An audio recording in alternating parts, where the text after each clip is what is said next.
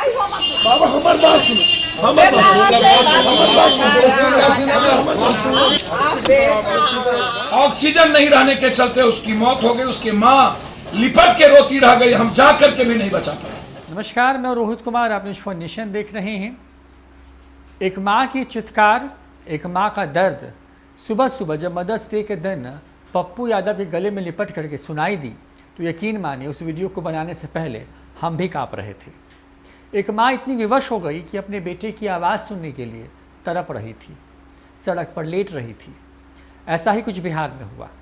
मामला पटना के पीएमसीएच का है, जहाँ पर एक 26 साल के युवक ने अपनी मां के सामने दम सिर्फ इसलिए तोड़ दिया क्योंकि उस युवक को देखने वाला ना डॉक्टर था, ना उसका इलाज करने के लिए वहां कोई और।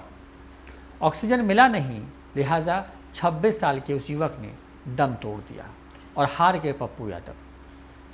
वही पप्पू यादव जो अमूमन किसी का भी दर्द सुन कर के वहाँ पहुँच जाते हैं, कभी ऑक्सीजन सिलेंडर लेकर के, कभी दवा लेकर के, तो कभी डॉक्टर के पास खुद पैरवी बन करके, ताकि किसी मरीज की जान बचाई जा सके। पप्पू यादव जब आज पीएमसीएच का निरीक्षण करने के लिए पहुंचे थे तो उनको भी ये मालूम नहीं था कि जब वो पहुंचेंगे तो एक माँ उनके गले में लिपट करके इस तरीके से रोएगी कि उसके बच्चे को बचाने के लिए सब कुछ कर बैठें। तस्वीरें सामने भी आईं। पप्पू यादव ने डॉक्टर को फ़ोन किया, कहा कि किसी तरीके से उस लड़की को बचा लीजिए, लेकिन कुछ ही घंटे बाद उस बच्चे ने दम तोड़ दिया। रात में कोई भी व्यक्ति डॉक्टर्स को, पेशेंट को नहीं टच करता है। आज 26 साल का लड़का, ऑक्सीजन नहीं रहने के चलते उसकी मौत हो गई। उसकी माँ लिपट के रोती रह गई, हम जा करके भी नहीं बचा पाए। जा करके भी नहीं बचा पाए।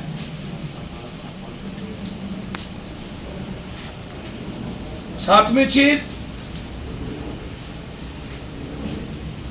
मैं जानना चाहूंगा, 2002 में रूढ़ी साहब का सारा एम्बुलेंस डीएम पंकज पाल ने उठा के ले गए थे, क्योंकि रूढ़ी साहब के एम्बुलेंस के बारे में पाल साहब ने साफ लिखा है। आज अखबारों में कई सोशल मीडिया पर लिखित क्लियर है कि उन्होंने कहा था कि एम्बुलेंस निजी कामों में लगाए जाते हैं और ये ऑथोरिटी नहीं है, इसलिए उन्होंने लगा ली। अंत में राबड़ी देवी जी से मिलकर के 7 दिनों के बाद पंकज पाल डीएम का ट्रांसफर रूढ़ी जी ने करवा दिया। हम उसकी भी जांच चाहते कि क्या सांठगांठ। युवक की पहचान नवीनगर औरंगाबाद के संजय यादव के बेटे के तौर पर हुई, जो कि चंदन है। कोरोना की वजह से पीएमसीएच में भर्ती था। अचानक से उसकी सेहत में गिरावट देखी गई। मां को अपने बेटे से बात करने की इच्छा हुई, डॉक्टर अंदर जाने देने को तैयार नहीं थे।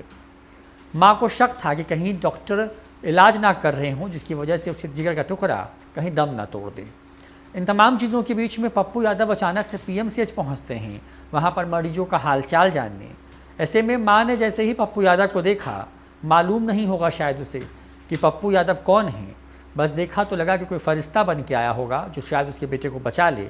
लिहाजा मां ने पप्पू यादव के गले में अपने हाथ डाल करके उससे अपने बेटे को बचाने की गुहार लगाई, लेकिन ऐसा हो नहीं पाया। कुछ ही घंटे के बाद चंदन नाम के युवक ने दम तोड़ दिया, जिसके बाद पप्पू यादव ने पहली बार ये कहा कि वो चाह कर के भी उसे बचा नहीं पाए।